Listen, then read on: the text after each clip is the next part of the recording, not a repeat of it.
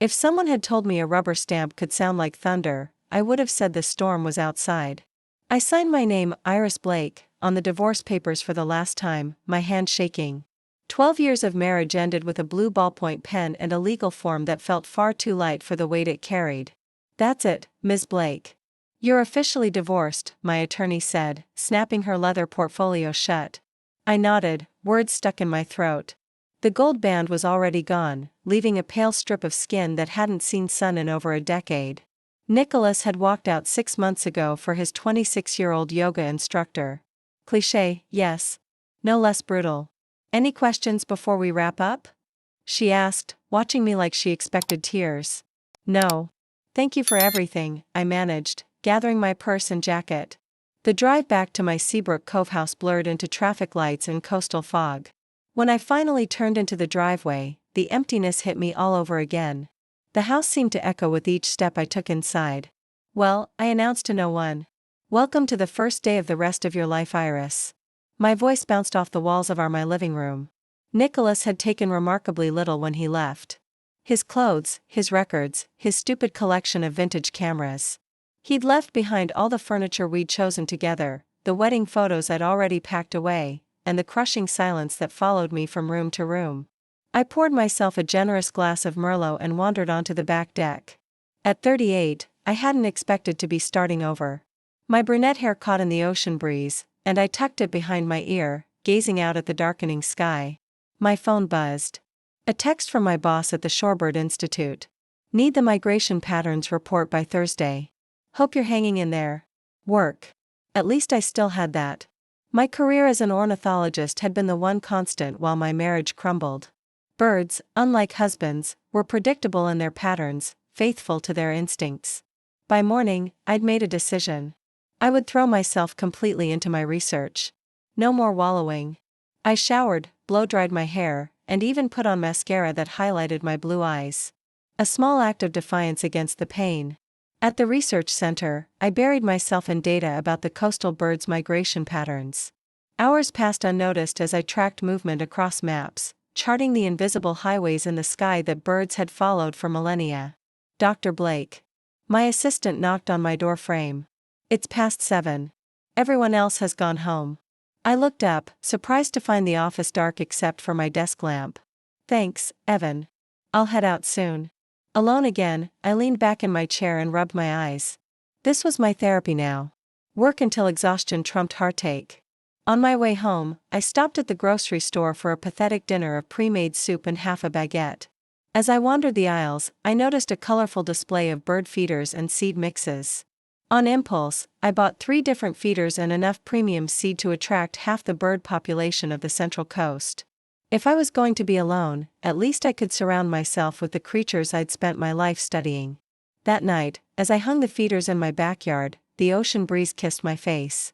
For the first time since Nicholas left, I felt something like peace. Tomorrow, curious birds would find my offerings. They would come and go on their own terms, expecting nothing but seed in return for their brief, beautiful presence. Just like me, they were simply following their nature, adapting to changing seasons, finding new places to belong. Perhaps there was wisdom in their ways that I had yet to discover. I slept that night with my windows open, letting the sound of waves remind me that change, constant, relentless change, was the only certainty in nature. And for better or worse, I was part of that nature, too. 1 week into my new divorced woman identity, the universe decided to test me with a classic California rainstorm. Not the gentle mist we usually get, but a legitimate downpour that turned the streets into shallow rivers and backed up traffic for miles. I was stopped at a red light on Coastal Ridge Parkway when I noticed a silver Prius in the next lane sputter and die. The driver, a woman with a blonde ponytail, put her hazards on and started frantically turning the key. Her face a mask of frustration visible even through the rain-streaked window. The light changed to green. Cars behind us started laying on their horns. Before I could talk myself out of it, I pulled over, shrugged into my raincoat, and sprinted into the downpour. Need a push? I called, rapping on her window. She lowered it, and I met striking green eyes above a mortified flush. God, yes, please. It just died. Pop it in neutral. I'll push you into that station, I said, nodding toward the pumps about 50 yards ahead. You'll get soaked. I'm already soaked, I laughed, rain slicking my hair to my cheeks. She climbed out, and together we heaved her dead car through the intersection, both of us drenched within seconds. By the time we coasted into the gas station, we were laughing like maniacs, water streaming off our faces. "You're my hero," she said, sticking out her hand. "I'm Lily Hart." "Iris Blake," I replied, suddenly aware of how ridiculous I must look. "Just doing my Good Samaritan duty. Let me buy you a coffee while I wait for the tow." She pointed to the little cafe across the street. Something about her, maybe the easy warmth in her smile, or just the rare thrill of a spontaneous human moment, made me say yes. The cafe was cozy with steamed-up windows and the rich scent of roasted beans. We sat at a tiny table wrapped in the emergency blankets Lily had pulled from her car trunk. "So, what brings you out in this apocalyptic weather?" she asked, cradling her mug. "Work. I'm an ornithologist at the Shorebird Institute." Her eyes widened. "No way. I'm a birdwatching guide. I run expeditions all over the Central Coast." "Seriously, that's..." I paused, surprised by this coincidence. "Serendipitous?" she offered with a grin. I was going to say neat, but serendipitous works, too. We fell into easy conversation about migration patterns, rare sightings, and the impact of urban development on local bird populations. For the first time in months, I forgot about my divorce. Forgot about the hollow feeling that had taken up residence in my chest.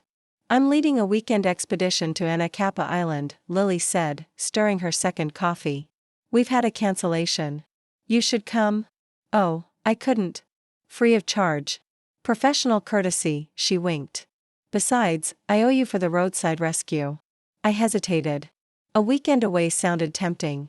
Nicholas and I had always planned trips together, carefully scheduling months in advance. The thought of such spontaneity was both terrifying and exhilarating. "I'd need to check my work schedule," I hedged. "Here," she slid her business card across the table. "Think about it. We leave Friday afternoon." Outside, the rain had eased to a gentle patter. Lily's tow truck arrived, and we exchanged awkward goodbyes, half hugging with our still damp clothes. That night, I found myself turning Lily's business card over in my fingers. "Featherfinders, Guided Bird Watching Adventures." It read an elegant script with a silhouette of a California condor spreading its wings. On impulse, I texted the number. "This is Iris, the roadside rescuer. Is that expedition spot still open?" Her response came almost immediately. "Absolutely. Pack light. Bring binoculars. Prepare to be amazed." I smiled at my phone, feeling something flutter in my chest. Not happiness exactly. I wasn't ready for that yet, but possibility. Like a bird testing its wings after a storm. Cautious but curious about the clearing skies ahead. Sunrise on Santa Cruz Island painted the sky in watercolor streaks of pink and gold. I'd been awake since 4:30 a.m., a time that would normally have me groaning and hitting the snooze button. But here, wrapped in the crisp morning air with binoculars hanging heavy around my neck, I felt more awake than I had in months. "Morning early bird," Lily whispered, appearing beside me with 2 steaming travel mugs. "Coffee?"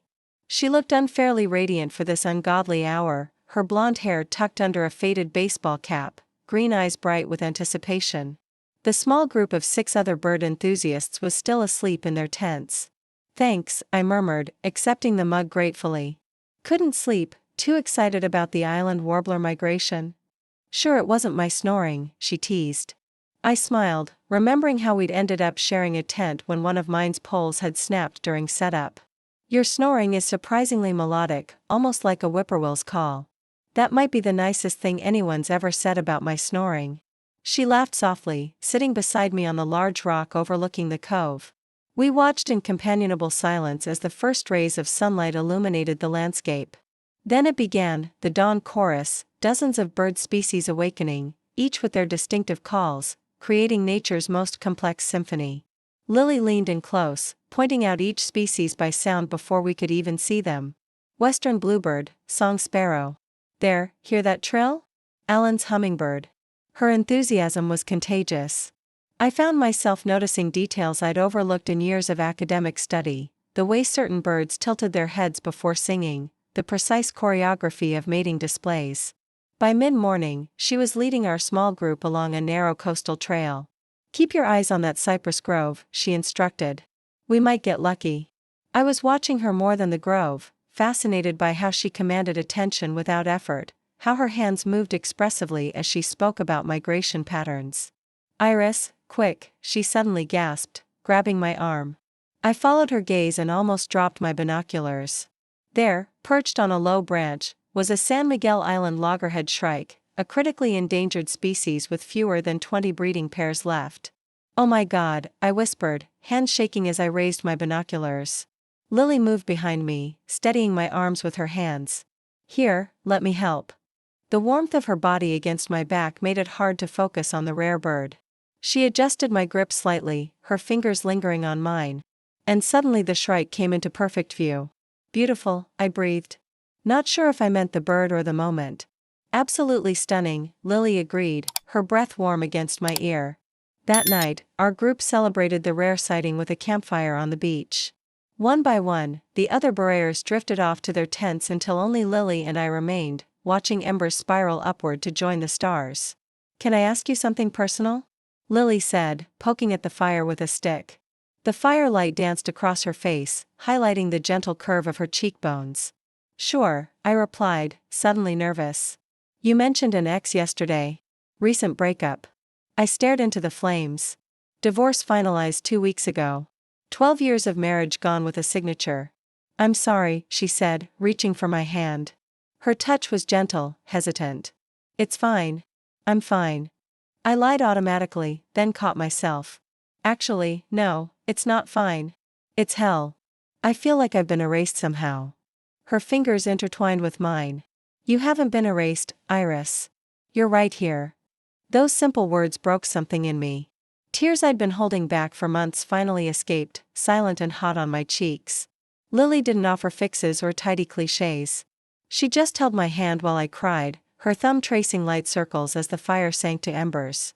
When I finally pulled myself together, I felt strangely lighter. Sorry about that, not exactly professional. To hell with professional, she said with a crooked smile. I'd rather know the real you. Staring into her eyes, I wondered if that was even possible. I barely recognized the real me anymore. But as the coals glowed between us, something else was catching, unexpected, frightening, and more alive than anything I'd felt in years.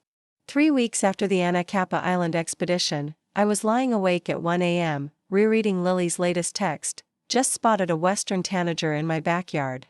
Thought of you immediately, sweet dreams bird nerd. I smiled into the dark, typing and deleting before settling on, jealous. No fair spotting rarities without me. Sleep well. It had become our nightly routine, casual messages that looked innocent but sent me dissecting every word, every emoji. What began as occasional check-ins had turned into a steady stream. I'd catch myself sneaking glances at my phone in meetings, heart kicking whenever her name lit the screen. You seem distracted lately, my colleague Evan said over lunch the next day. In a good way. Less doom and gloom. Do I? I asked, pretending to focus on my salad while covertly checking my muted phone. Yeah, you're actually smiling sometimes. It's weird. Met someone new? What? No, just enjoying spring. The lie sat awkwardly on my tongue. Back in my office, I tried focusing on my research, but found myself staring out the window instead, wondering what Lily was doing. We'd met for coffee twice since the expedition, and each time the hours had flown by in a blur of laughter and shared interests. A knock at my door startled me. My assistant entered with a large arrangement of native wildflowers. These just came for you, Dr. Blake. There must be a mistake, I said, even as my pulse quickened. Card has your name on it. She placed the vibrant bouquet on my desk with a knowing smile. After she left, I plucked the small envelope from among the blossoms. Bird spotting is better with company. Dinner tonight, Lily. I stared at the card, tracing her handwriting with my fingertip. This felt significant, a public gesture. Flowers delivered to my workplace. My colleagues would ask questions. They'd make assumptions. My phone buzzed with a text from her. Too forward with the flowers? I hesitated, then replied, they're beautiful. Dinner sounds great. For the rest of the afternoon, I caught coworkers glancing curiously at the bouquet. The department secretary stopped by to borrow a stapler while obviously trying to peek at the card. I found myself both embarrassed and oddly thrilled by the attention. That evening, I spent an irrational amount of time choosing what to wear before settling on a simple blue dress that Nicholas had always said made my eyes look brighter. I caught myself then. Why was I thinking about what my ex-husband liked? Who was I dressing for tonight? The restaurant Lily had chosen was intimate and upscale with a patio overlooking the ocean. When I spotted her waiting at a corner table, glass of wine already in hand, my stomach performed an acrobatic maneuver that took me by surprise. "You look stunning," she said as I sat down, her eyes meeting mine with an intensity that made me glance away. "The flowers were unexpected," I said, fingers nervously tracing the stem of my water glass. "Good unexpected or overwhelming unexpected?" "Both," I admitted. "People at work were curious," she smiled, leaning forward slightly. "And what did you tell them?" "Nothing. I mean, I don't know what this is to tell them anything." The candlelight caught the gold flecks in her green eyes. "What do you want it to be, Iris?" The directness of her question left me speechless. Our server arrived with menus, giving me a momentary reprieve. After he left, Lily reached across the table, her fingers lightly touching mine. "I like you, Iris, not just as a fellow bird enthusiast. I think you feel something, too." My heart hammered against my ribs. "Lily, I was married to a man for 12 years. I don't know what I'm feeling." "You don't need to label it," she said softly. "But I'd like to explore it if you're willing." The evening sea breeze carried the scent of salt and possibility. Looking at her, confident, beautiful, patient, I realized I was standing at a crossroads I'd never anticipated. "I'm scared," I whispered, the most honest thing I could say. Her smile was gentle. "That makes two of us." As we lingered over dinner, trading stories, and accidentally on purpose brushing hands, I felt something crystallize within me. A recognition that whatever was happening between us was worth the fear, worth the uncertainty, worth the questions I wasn't yet ready to answer. 2 weeks of cautious dating followed. Dinners, hikes, and bird-watching excursions that always ended with lingering goodbyes, but nothing more. Lily never pushed, seeming content to let me set the pace. Though I caught the longing in her eyes when she thought I wasn't looking. It was Lily who suggested the sunset walk along Seabrook Cove. Spring had fully bloomed, painting the coastline with wild flowers and filling the air with their subtle fragrance. "I love how the light changes here," she said as we walked barefoot along the shoreline, waves occasionally rushing over our feet. "Every minute is different." I ventured closer as we walked, letting our hands brush against each other. The sun was sinking toward the horizon, casting everything in warm golden light. "What are you thinking about?" she asked, tucking a strand of blonde hair behind her ear. "How strange life is," I admitted. 2 months ago, I was signing divorce papers and feeling like my life was ending. And now, she stopped walking, turning to face me. And now, the vulnerability in her expression made my heart constrict. We stood there, water lapping at our ankles as beachgoers packed up their belongings around us. "Lily," I began, struggling to find words for the emotions swirling inside me. "I don't know how to do this. I've never felt this way about a woman before. How do you feel?" Her voice was barely audible above the sound of the waves. Terrified, exhilarated, confused. I looked down at our feet, half buried in wet sand. "But I know I want to be around you all the time." When I gathered the courage to look up, her eyes were glistening. "Iris, I've wanted to tell you something for weeks now." My pulse quickened. "What is it?" "I'm falling in love with you," she said simply. No dramatics, just truth laid bare in the fading light. I didn't plan it. I wasn't looking for it. But here we are. The world seemed to still around us. The crashing waves, the distant laughter of beach stragglers, the cry of gulls overhead, all fading to background noise. "You don't need to say anything back," she added quickly. I just couldn't hold it in anymore. Before I could overthink it, I closed the distance between us and kissed her. Her lips were soft, tasting of salt and the cherry lip balm she always carried. Her hands found my waist, gently pulling me closer as the kiss deepened. When we finally separated, breathless and dizzy, the sun had dipped below the horizon, leaving the sky strewn with pink and purple. "Well," she whispered against my lips. "That was worth waiting for." I laughed, feeling lighter than I had in years. I should have done that weeks ago.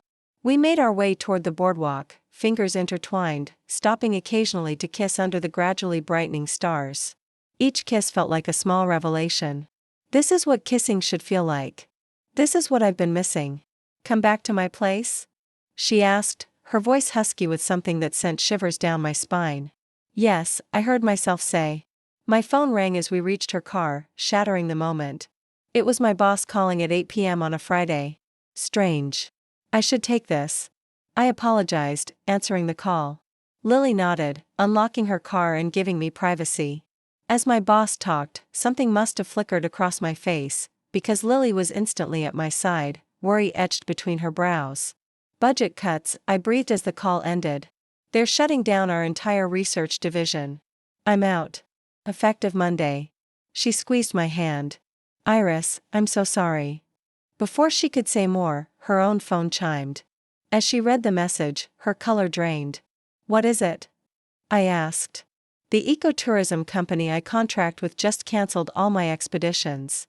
They're restructuring, no more guided birdwatching tours. She looked up, stunned. That's my whole income. We stared at each other, the euphoria from minutes earlier collapsing into shared panic. In 5 minutes, we'd crashed from a high to the hard truth: we were both unemployed. What are we going to do? I whispered, mostly to myself. Lily's grip tightened. We'll figure it out. Together. She arrived the next morning armed with coffee, pastries, and that determined glint I was learning to recognize: trouble, the exhilarating kind. I was up all night, she announced, fanning papers across my kitchen table. This is actually perfect timing. I lifted an eyebrow over my mug. Perfect timing equals, we start our own birdwatching tour company. She slid over a rough business outline, hand-drawn logos, mapped routes, even a name: Feathered Journeys. We both lost our jobs for a reason, she said, eyes bright, blonde hair in a messy bun, sleeves shoved up. Despite the knot in my stomach, I smiled. Lily, starting a business takes money. Money I don't have. She hesitated.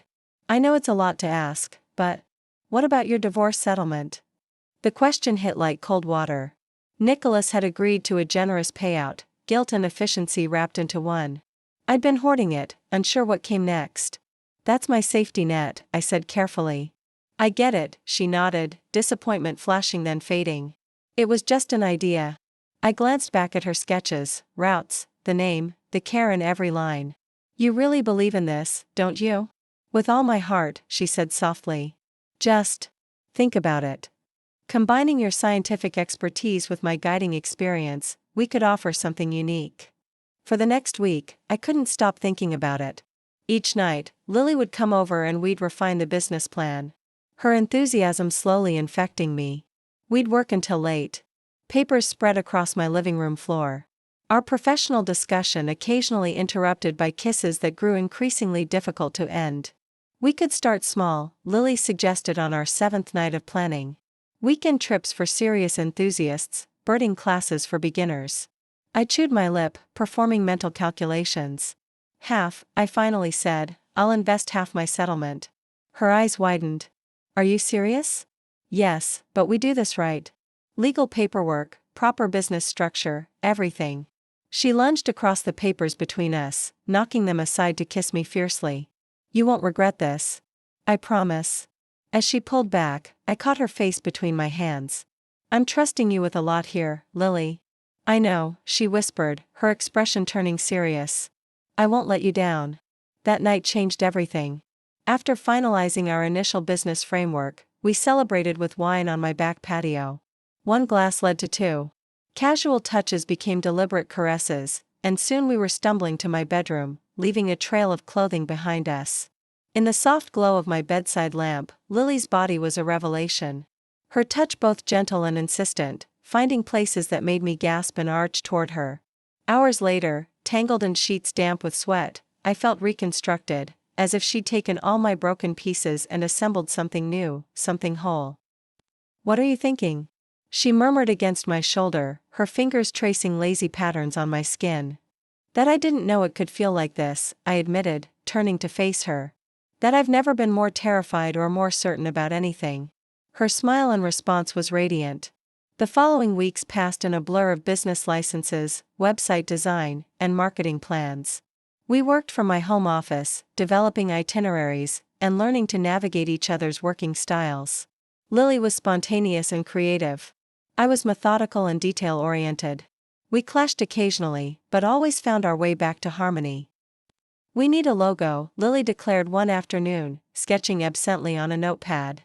I watched her concentrate. Bottom lip caught between her teeth and felt a surge of affection so powerful it momentarily stole my breath. "What about this?" She turned the pad to show me a simple, elegant design. Two different bird silhouettes flying together, their wings forming a heart in the negative space. "It's perfect," I said, voice thick with emotion. She looked up suddenly uncertain. "Iris, are you okay?" I just realized something. "What?" "I'm happy," I said, the words feeling foreign but true. "Truly happy." Lily set aside her sketch and moved to kneel beside my chair. "Me, too," she whispered before leaning in to kiss me with a tenderness that spoke of promises neither of us had voiced yet. But both of us felt taking root with each passing day. Our first official Father Journeys expedition was set to launch in 2 weeks. We'd secured permits, booked 8 enthusiastic clients, and even invested in matching khaki guide shirts with our new logo embroidered on the pocket. Everything was falling into place until the doorbell rang on a Tuesday afternoon. I opened the door to find Nicholas standing on my porch looking exactly as he had the day he'd left. Expensive haircut, casually tailored clothes, and that smile that used to make my heart flip, but now just made my stomach turn. "Iris," he said, leaning in for a kiss on the cheek that I deftly avoided. "What are you doing here?" I kept one hand on the door, ready to close it. "We need to talk. Financial matters." He peered over my shoulder. "Can I come in?" Against my better judgment, I stepped aside. He strolled into the living room, eyes catching on the Feathered Journeys business material spread across the coffee table. "What's all this?" he asked, picking up our brochure. "My new business venture, bird watching expeditions?" He raised an eyebrow. "This is what you're doing with your settlement money?" The question carried an accusatory edge that made my defenses rise. "Yes." "Why are you here, Nicholas?" "The tech startup I invested in is struggling. I need some capital to keep my shares from being diluted." His tone was casual, as if he were discussing the weather rather than asking for money. "And this concerns me how half that settlement came from my earnings during our marriage." He sat down the brochure. "I think it's fair I accessed some of it for an emergency investment." I stared at him momentarily speechless with indignation. "Fair? You walked out after 12 years for your 20-something yoga instructor and now you want me to bankroll your failing investments?" "It's business, Iris, not personal." His condescending tone was one I'd heard countless times during our marriage. "You always were emotional about money."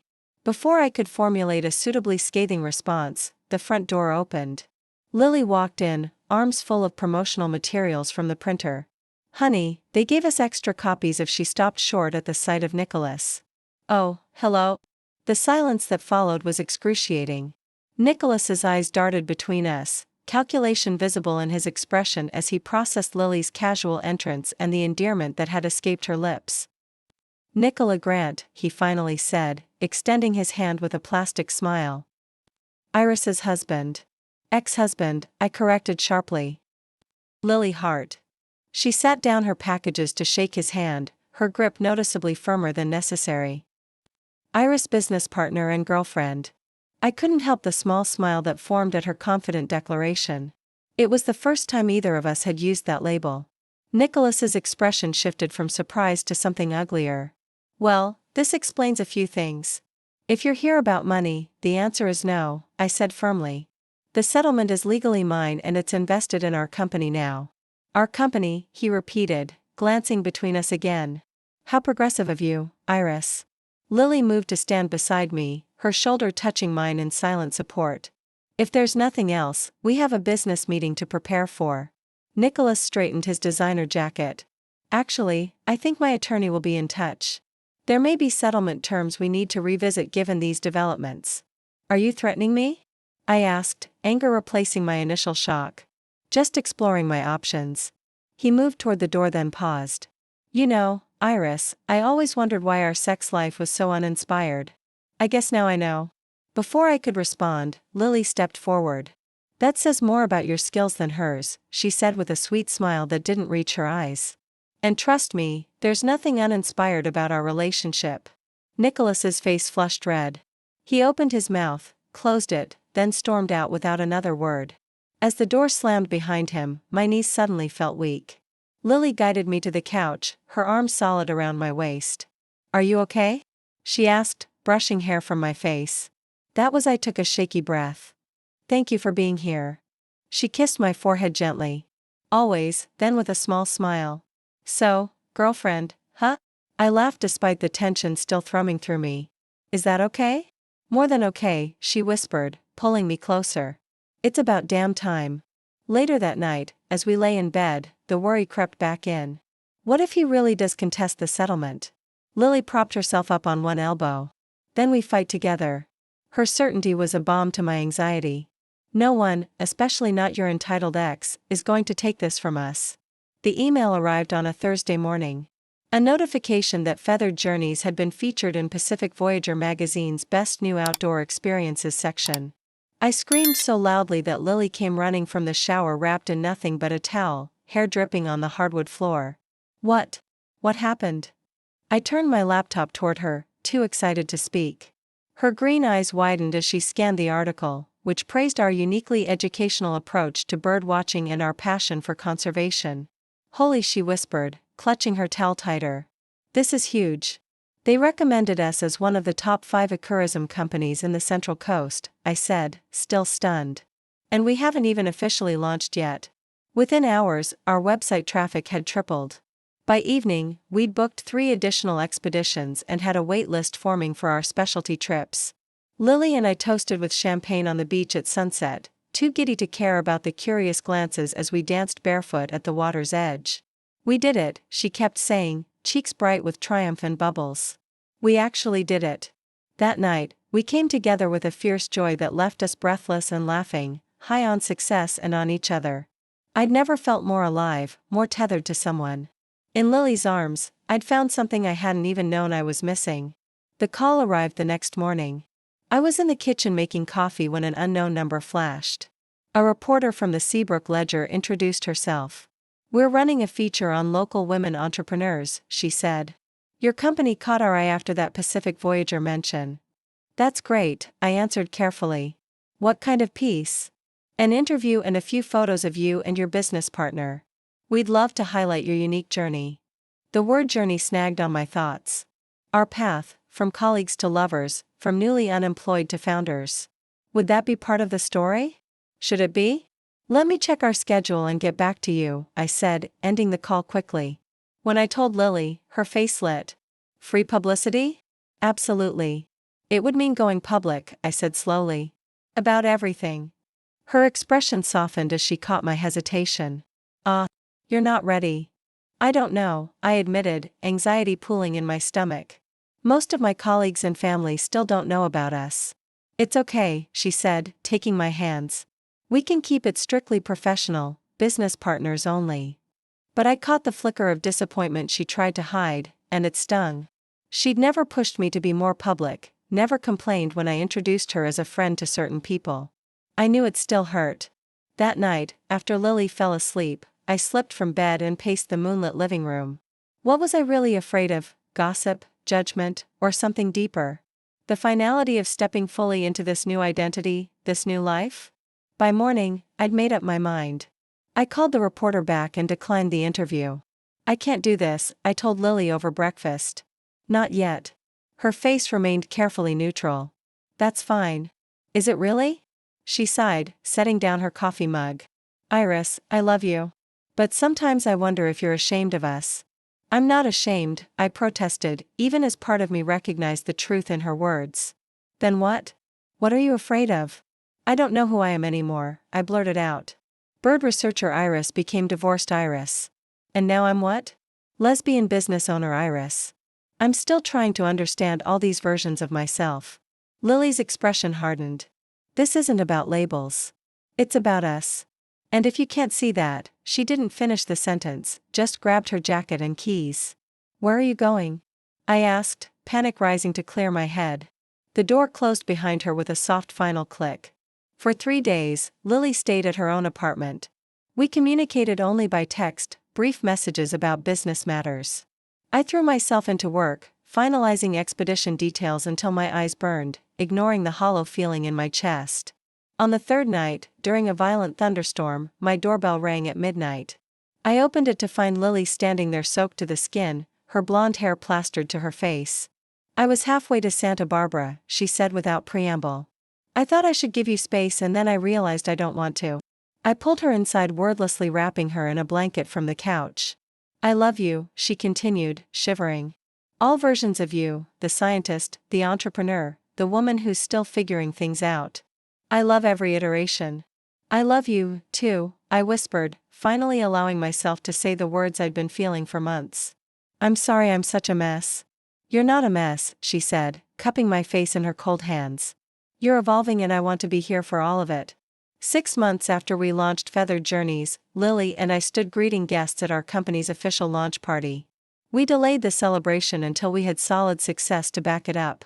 And with expeditions booked solid for the next 3 months, that time had definitely come. The Shoreline Ecology Center had let us use their space for the event, and we transformed it with soft lighting, native flower arrangements, and enlarged photos from our expeditions. Local conservation groups, clients, and members of the Seabrook Cove business community mingled over sustainable hors d'oeuvres and Pacific Coast wines. "Should we make the announcement?" Lily whispered, looking stunning in a forest green dress that made her eyes shimmer. I nodded, suddenly nervous. We clinked a spoon against a glass to get everyone's attention, and the room gradually quieted. "Thank you all for coming tonight," I began, aware of how different I was from the woman who had signed divorce papers just a year ago. When I lost my research position, I thought my career in ornithology was over. I never imagined it would lead to the most fulfilling work of my life. The crowd murmured appreciatively as I continued. But Feathered Journeys isn't just about birds. It's about connections to nature, to our community, and to each other. I turned to look at Lily, who was watching me with such pride, it made my chest ache. None of this would be possible without my brilliant business partner, Lily Hart. She's the heart and soul of this company, the visionary who pushed us forward when I was afraid to leap. She's also, I took a deep breath, the woman who renewed my faith in love when I thought that part of my life was over. A hush fell over the room. I reached for Lily's hand and squeezed it tightly. "So, tonight isn't just a business celebration. It's a celebration of new beginnings in every sense." Lily's eyes glistened with unshed tears as she leaned forward to kiss me briefly, prompting a spontaneous round of applause from our guests. Nicholas's attorney had indeed called after his visit, but his threats proved empty. The settlement was legally binding, and my ex-husband eventually backed down when his new girlfriend left him for a surfing instructor half his age. As the party wound down, Lily and I slipped away to the beach. It was the same spot where she'd first confessed her feelings, where I'd first kissed her under a sky strewn with sunset colors. "I have something for you," she said, suddenly serious. "What is it?" She reached into her clutch and pulled out a small velvet box. My heart stuttered in my chest. "Lily?" She opened the box to reveal a delicate silver ring set with a small perfect emerald. "I know it soon," she said quickly. "Too soon, maybe. But when you know, you know." "How long have you been planning this?" I asked, voice barely above a whisper. "Since our first expedition. Remember that retired couple from Monterey, married 42 years, still holding hands and passionate about birds?" She smiled. "I want that with you." I stared at the ring, at her hopeful face, at the ocean stretching endless behind her. A year ago, I'd been signing papers to end what I thought was my one chance at forever. Now here I was being offered another beginning. "Yes," I said simply. Her face broke into a radiant smile as she slipped the ring onto my finger. "Just like that?" "Just like that," I laughed. "When you know, you know." We married a year later at dawn on the same beach. Our ceremony was small, just close friends and a few family members who had surprised us with their support. Instead of music, we had the dawn chorus of birds greeting the day. A symphony more beautiful than any wedding march. As we traded vows, a pair of Paragon falcons, monogamous birds famed for their loyalty, wheeled overhead, their wings catching the first gold of morning. "Did you plan that?" I whispered to Lily as our guests gasped and pointed skyward. "I wish I could take credit," she laughed. "I think that's just the universe signing off." Later, people would ask when I knew, when I realized I loved women, when I understood Lily was the one. The truth was both simpler and more complicated than they imagined. Love doesn't always arrive with thunderclaps and certainty. Sometimes it begins with a stalled car at a red light, a helping hand in the rain, and the discovery that the person who sees birds the way you do might also see straight into your soul.